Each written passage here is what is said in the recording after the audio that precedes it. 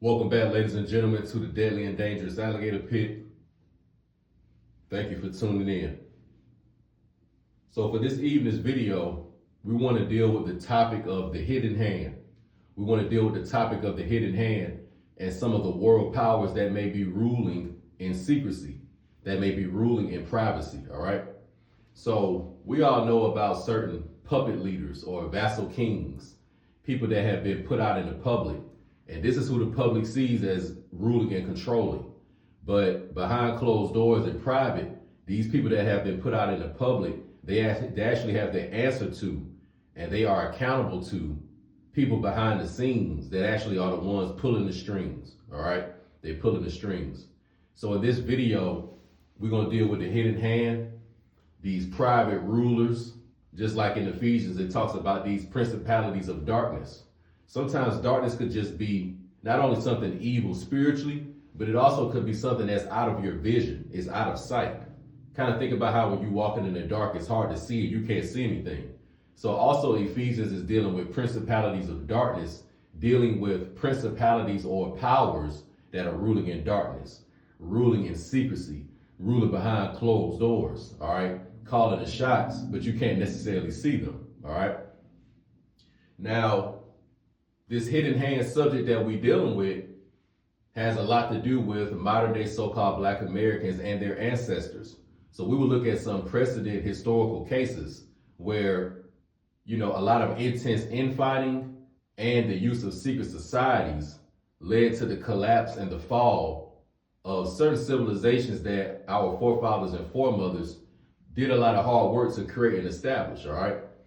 So when you look at this, disenfranchised, denationalized position that so-called Black Americans are in today, how exactly did they get in this position, all right? Now, of course, there were a lot of, factors that contributed towards that, but I'm here to tell you that a lot of it was dealing with intense infighting. It was dealing with hiring mercenaries and hiring foreigners, and it was dealing with creating secret societies so you can keep your plans and objectives secret.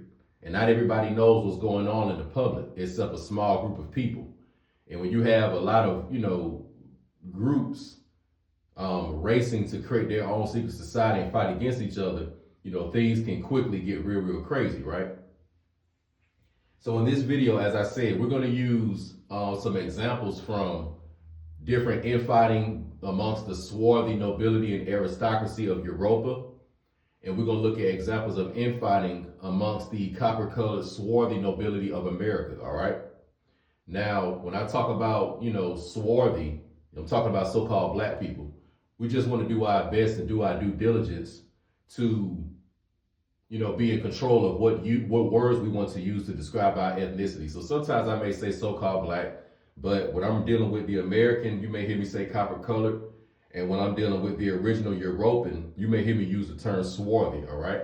And most of us are familiar with these terms. So, it's not like you're hearing them for the first time, okay?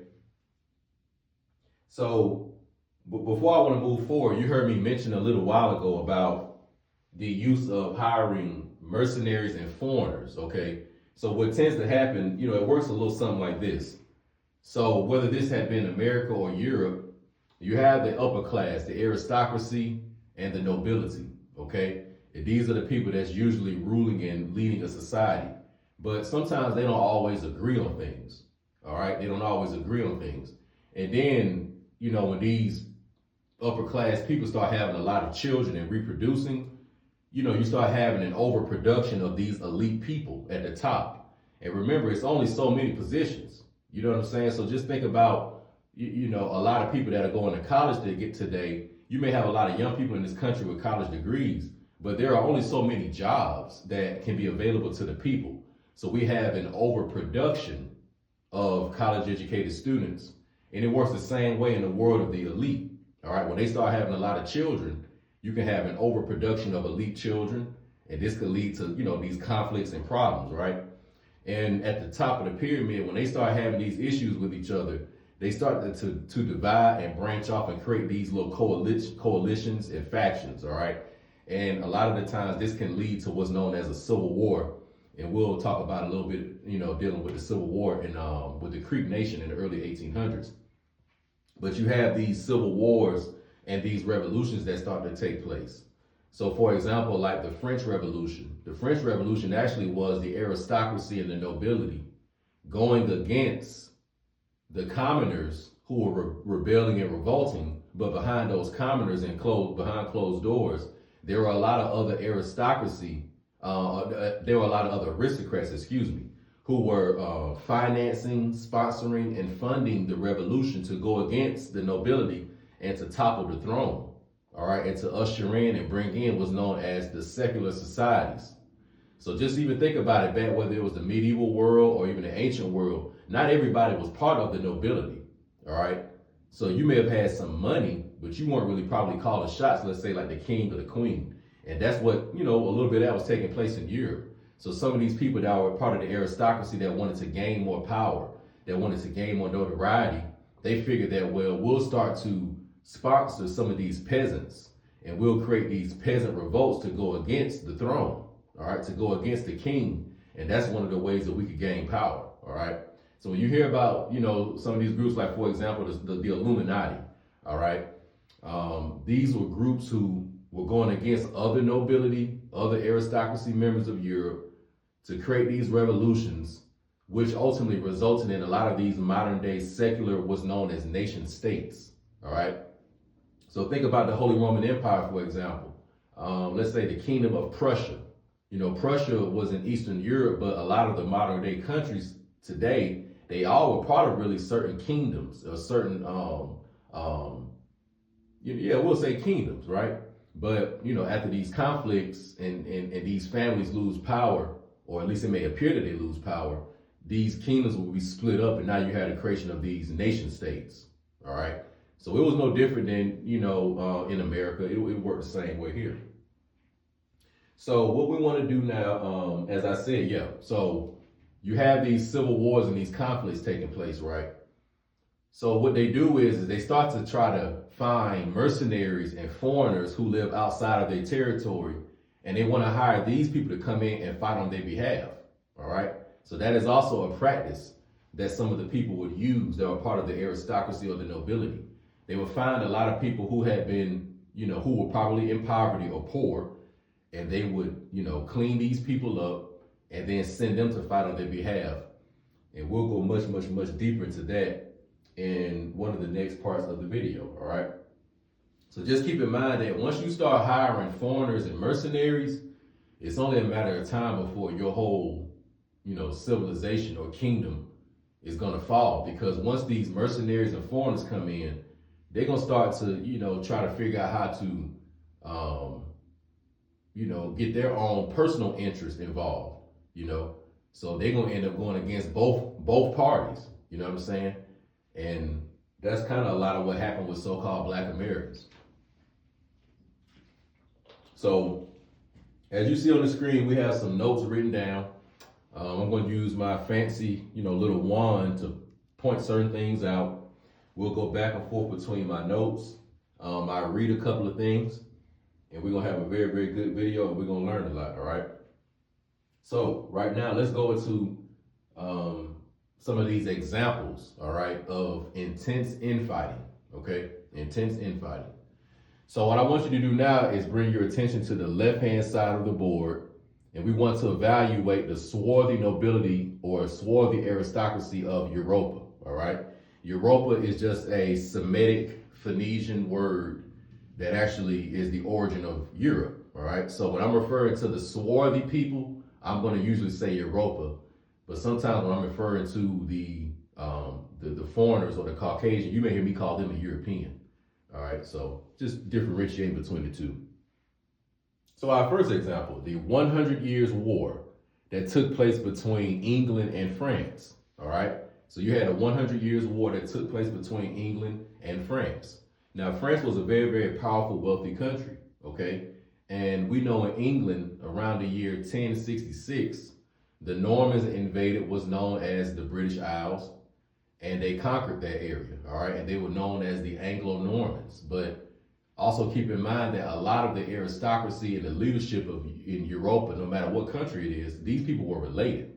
In 800 AD, when Charlemagne was crowned king of the Holy Roman Empire, this is actually what, established this swarthy group of people known as the so-called black nobility of Europe. Now, a lot of us have researched, and we will come across this term, the black nobility of Europe. All right. The black nobility of Europe is also the same swarthy nobility that I'm talking about. All right. So I may interchange terms. I may say black nobility or I may say swarthy nobility, but I'm talking about the same thing. Charlemagne, the king of the Franks, was a swarthy or a melanated man. All right. He was a swarthy or a melanated man. So we're talking about so-called black people that were ruling in Europe for hundreds and hundreds and hundreds of years, okay? And one of the conflicts they had was this 100 Years' War that took place in the 1300s into the 1400s, all right? And there was a lot of back and forth between France and England, all right? Now, these conflicts were feudal disputes, all right, fighting over land, and Edward III, having ancestry, not only Norman ancestry, but having certain Frankish ancestry. Edward III wanted to claim the throne of France. But the people in France thinking to themselves like, we're not about to have nobody in England saying he the king of England, then now he coming over here trying to get the throne of France. No, we're not going for that. All right. So you just had this back and forth conflict for a while, back and forth, back and forth, back and forth between, we'll say, the kingdom of England and France. All right. Now, also keep in mind that although today we may call it the United Kingdom, but hundreds of years ago, a lot of those kingdoms within the United Kingdom, they were separate and they all had their own king, okay? And a lot of these castles that these kings lived in were very, very protected and fortified. So if you've ever seen the series called The Game of Thrones or The House of Dragon, this is a great example of some of this infighting amongst the swarthy nobility, okay? Game of Thrones and the House of Dragon.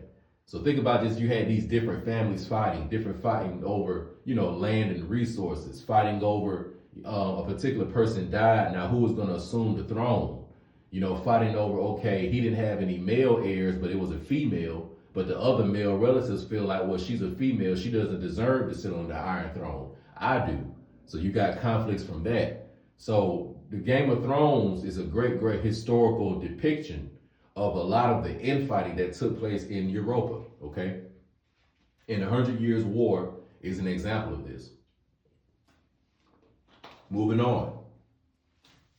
You have the 30 Years' War that took place in the early 1600s to the mid 1600s. So about 1618 to 1648, the 30 Years' War, all right?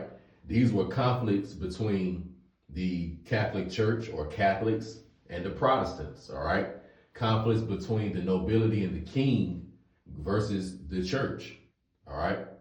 So what you were dealing with is that you had certain people, part of the so-called black nobility, the swarthy aristocracy, that they had power. But the only people that could really contest them at this time, it was the Catholic Church, okay? So think about how today the world power is the central banking system, all right? And they are really the ones pulling the strings, with a lot of these presidents and prime ministers and leaders. Although publicly it may look like they lead a lot of stuff, but really behind the closed doors, the central bankers do.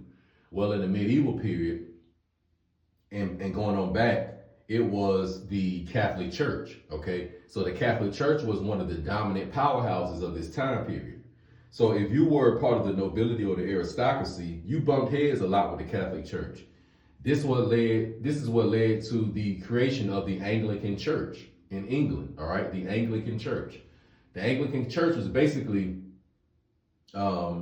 it was the same as the Catholic religion. It was just, instead of the Pope, which is the Bishop of Rome, being the leader, it would have been the King of England, all right? So you had the King of England having issues with the leaders of the Catholic Church, the popes, the bishops. You're having these conflicts, all right? And the King of England saying, look, man, I got my own power, so what we're going to do is we're going to just branch off and create our own church, all right? And it's going to be known as the Anglican Church or the Church of England. So you had that on one side, and then you had the Catholic Church on another side, all right? A lot of the so-called black nobility also backed a man by the name of Martin Luther, all right, who was one of the, public figures who spearheaded the Protestant Reformation. But as I said, behind closed doors, you had a lot of people sponsoring, financing, instigating, and hyping up people like a Martin Luther, okay? You'll see also in certain future videos that a lot of the creation of certain secret societies, a lot of these Knights Templar families, a lot of the families who established what's known as the Rosicrucianism, all right, which later day was the predecessor to Masonry, okay? But what I'm getting at now is that a lot of your secret societies that were created were also groups that were organized by certain members of these swarthy nobility and swarthy aristocracies throughout Europe, all right, that were part of that Holy Roman Empire, okay? An example of this would be the Order of the Dragon. That was, I want to say it was established, and one of the leaders was Sigismund, I think his name was Sigismund of Luxembourg, all right? Basically one of the kings of the Holy Roman Empire of Eastern Europe. So keep in mind that the Ottoman Turks, who at this time were swarthy, and they had been amalgamated as well. But in Eastern Europe, the Byzantine Empire, they were having a lot of conflicts with the Muslims of the Ottoman Empire, all right? One of these famous kings or leaders of Wallachia is a man that you all know of as Count Dracula or Vlad the Impaler, all right? And Vlad the Impaler was part of a group or an organization known as the Order of the Dragon. The Order of the Dragon basically was a secret society, an occultic secret society at that included a lot of members of these swarthy aristocracies and nobility that publicly may have had a Christian outward expression, but behind closed doors, some of these people were into the occult, certain esoteric traditions, and some of them were even deeper into certain Satanism and Luciferianism, okay? So just keep in mind, you got the 100 Years' War, the 30 Years' War, which is a war between the Catholics and the Protestants, these conflicts between the nobility and the bishop, all right?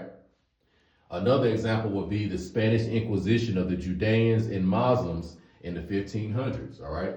So we all know that in the Iberian Peninsula, which is known as modern-day Spain and Portugal, that when the new leadership took over, Isabella and Ferdinand, that a lot of the Islamic Muslims and a lot of the Shemitic Judean people who were, a lot of them were of the same ethnicity as these Catholic people, but they just had a different culture, a different religion, and a different way of life and how they moved.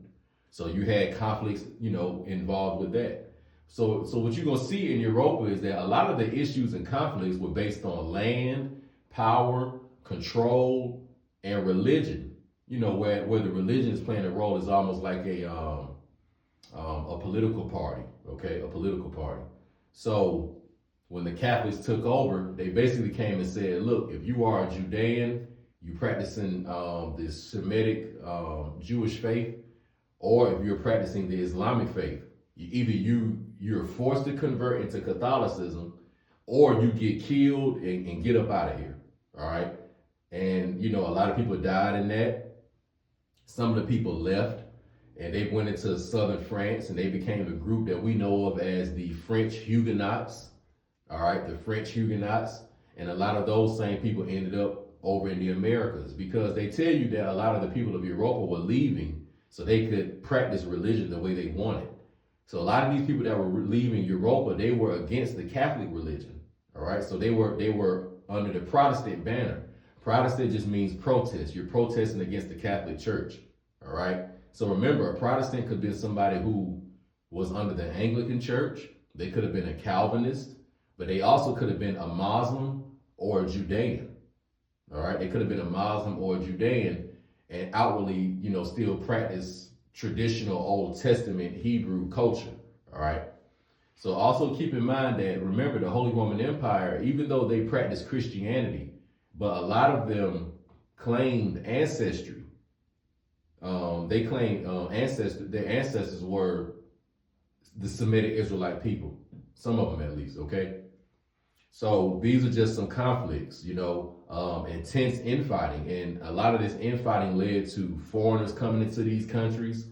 It led to the land being depleted. A lot of people lost their lives. And a lot of people that were, wanted to escape a lot of this chaos found themselves in the Americas, okay? So now let's bring our attention to the right-hand part of the screen on the whiteboard, and we're going to talk about the copper color or swarthy nobility of America. Now, a lot of us are very, very familiar with certain kings of Europa. You may have King Charles, you may have Edward III, you may have Prince Henry. So we're very, very familiar with the nobility of Europa. But now we need to look at some of the nobility of the Americas. So who were some of these chiefs or kings or emperors of the Americas, of North America, mainland North America, where we're from, all right? And right now we're gonna look at two of them that were from Florida, all right, modern day Florida. One of them, his name was Olaudah and he went against one of his contemporaries by the name of Saturewa, all right? Olaudah and Saturewa, okay? Now, most of you have seen a carved statue of Saturewa because Saturewa is also the same person that the carving that's been labeled the Moor with the Emerald Cluster, all right? It's called the Moor with the Emerald Cluster, and it is a statue of a so-called American Negro Indian, all right, dark skin, of a swarthy complexion, and he's dressed like a straight American Mississippian, all right? And then the name of the carving is called the Moor with the Emerald Clusters, but it's depicting the chief named Saturewa, all right, if you look deeper into the article. So we do have images of how Chief Saturewa looked. We have carvings and images of how Chief Tuscaloosa looked. We have carvings and images of how Chief Powhatan looked. And we also have them of Olaudah, who was a contemporary of Saturewa, and he probably didn't look too different from him, all right? So these were two chiefs that lived in northern Florida, all right? And they were both part of the Mississippian Timucua tribe, okay? So you got these two chiefs in the early to mid 1500s. They were both from northern Florida, Olaudah and Saturewa, and they were fighting over land and fighting over resources, right? Just like the swarthy family of Europa, fighting over the same thing, okay? Not necessarily so much religious practices, but fighting over land. And also too, here in ancient America, they had almost a religion of fighting and war. So war is also a form of religion here in the Americas. Guerrilla warfare, hand-to-hand combat, that was a very, very big thing. So a lot of the fighting wasn't necessarily probably about, like real hard beef. A lot of it was sports, athleticism, ceremonial, ritualistic.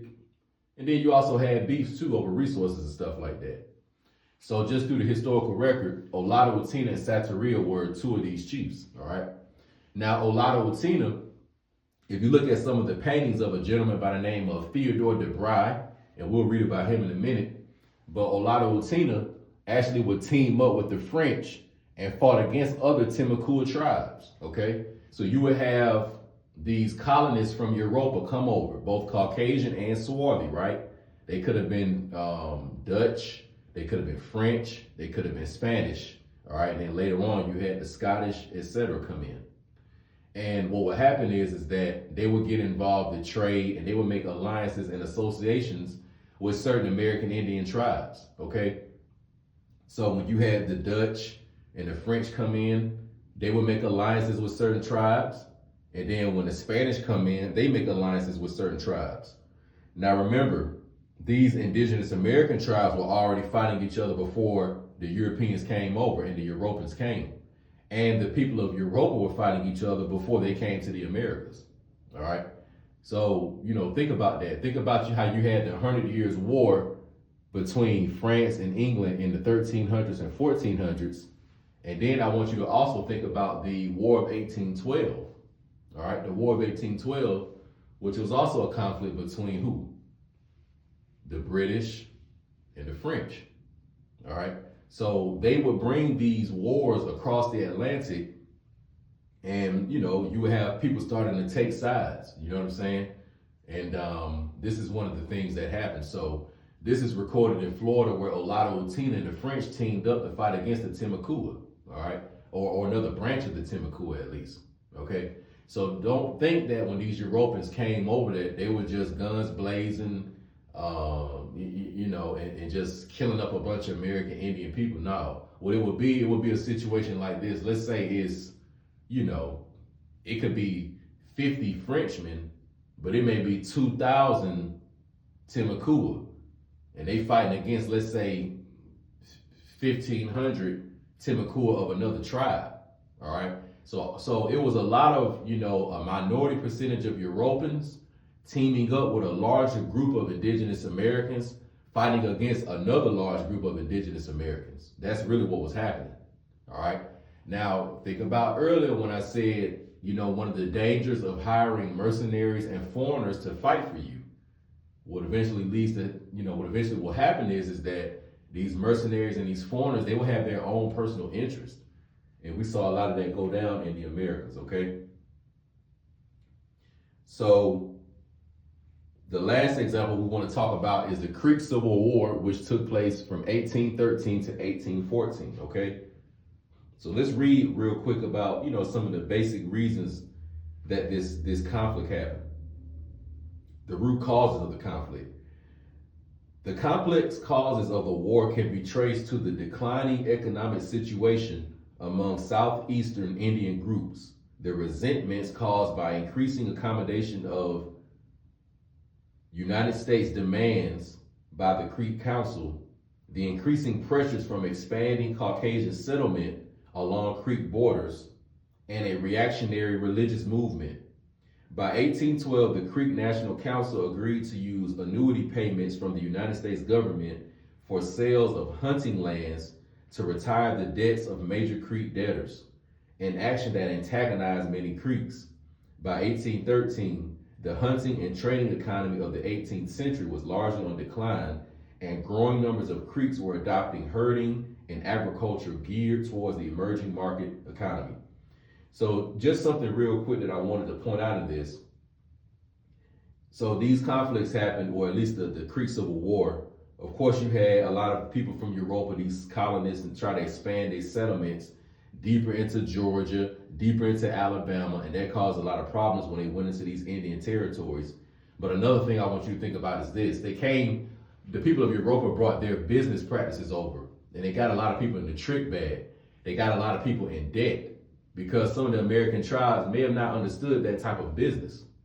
So you got in debt with these people, and they tell you in order to get yourself out of the debt, you have to pledge over some of these hunting lands and give the rights to certain lands over to these foreigners. All right.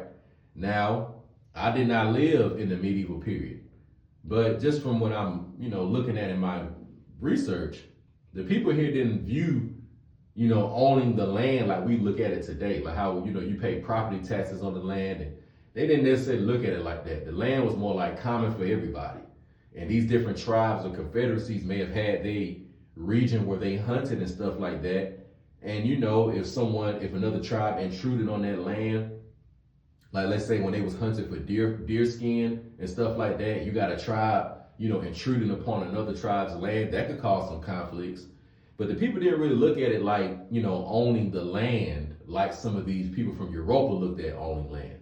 So that idea of like paperwork, contracts, and stuff like that, they brought that over here to the Americas. And the Americas being New Jerusalem, being the land of milk and honey, being the land of abundance, a lot of the indigenous American people, they really didn't probably understand it too tough, So that also created a lot of problems, these debts. And in order for some of these chiefs to pay off their debts, they would pledge and sell the land off. And this caused a lot of infighting, because now other chiefs are looking at you like, bro, what you selling the land off for? What you giving the land away for? Or what you allowing them to come and put settlements on the land for? And then we finding out that you in debt to these people. So now to get them off of your behind, you done gave away some of our land. And this caused a lot of infighting, and it caused a lot of chiefs to get their heads cut off too. All right, so this is just some examples of some of this intense fighting, all right, and how it was happening on both sides of the Atlantic. It happened in Europa, and it also happened in America. And a lot of the conflicts from Europa found their way in the Americas, okay? And a lot of the American Indians, they started to choose sides. They started to click up.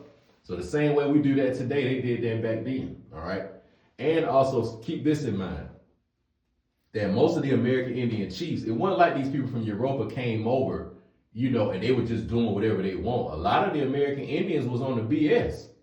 You know what I'm saying? So it wasn't like they were doing things without our acknowledgement or without our permission, without our acceptance, or without us being a part of it. A lot of it, we were a part of it.